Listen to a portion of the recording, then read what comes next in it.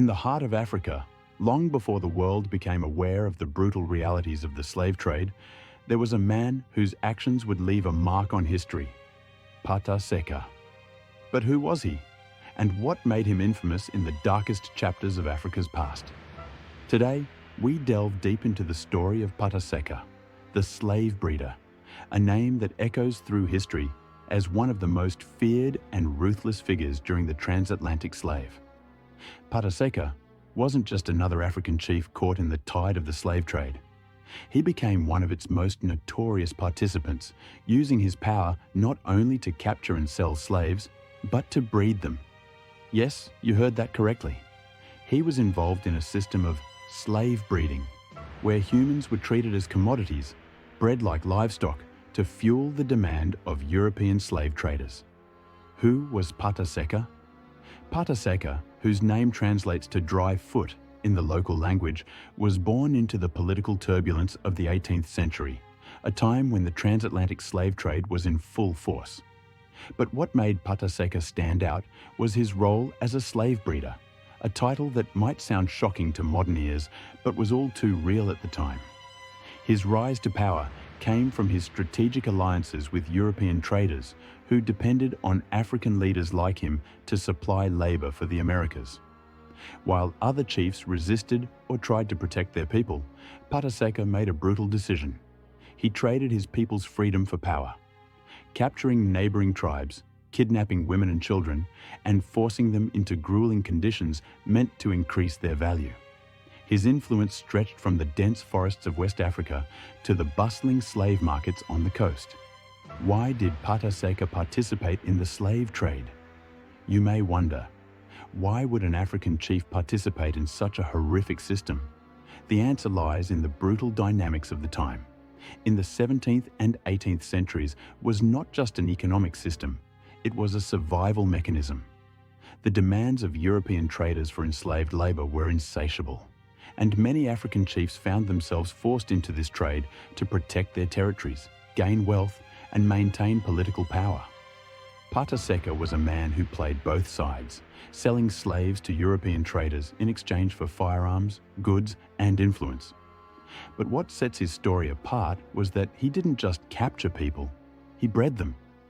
Pata Seca operated slave breeding camps, a chilling concept where enslaved women were forced to bear children, knowing that these children would be sold as slaves. These children were often born into horrific conditions, raised in captivity, and sold as property to the highest bidder. When did Pata Seca's reign of terror begin? Pata Seca's involvement in the slave trade began in the early 1700s, at the height of European colonial expansion. The rise of the Atlantic slave trade coincided with the increased demand for labor to work the sugar, tobacco, and cotton plantations in the Americas. African leaders were divided. Some resisted, some fought back. But Pata Seca saw an opportunity to capitalize on the system. By the mid-1700s, his breeding camps were notorious, and his alliances with European powers made him a kingpin in the trade. By the 1760s, Pata Seca was fully entrenched in the slave trade. His reign lasted well into the 1800s, until the decline of the transatlantic slave trade and the abolition movements began to turn the tides. What was the legacy of Pata Seca? Pata Seca's legacy is complicated and horrific. His participation in the slave trade wasn't just about greed. It was about survival in a brutal world where loyalty to European powers brought wealth and protection. But his actions left scars. The millions of Africans torn from their homes and forced into slavery didn't just suffer physical trauma. The psychological and cultural damage to African communities from leaders like Pata Seca is immeasurable. Pata Seca is a stark reminder that slavery wasn't just an outside force.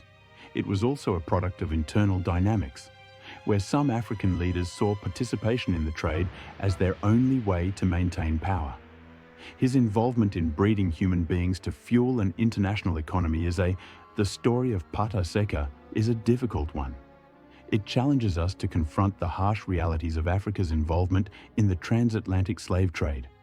His legacy is one of betrayal, exploitation, and survival. But it's also a warning. a reminder of how far people can fall when survival and power are placed above human life. Remember Pata Seca's name.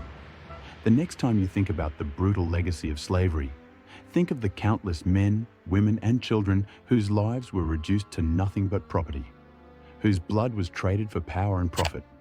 Like, share, and subscribe to learn more about untold stories that shaped history.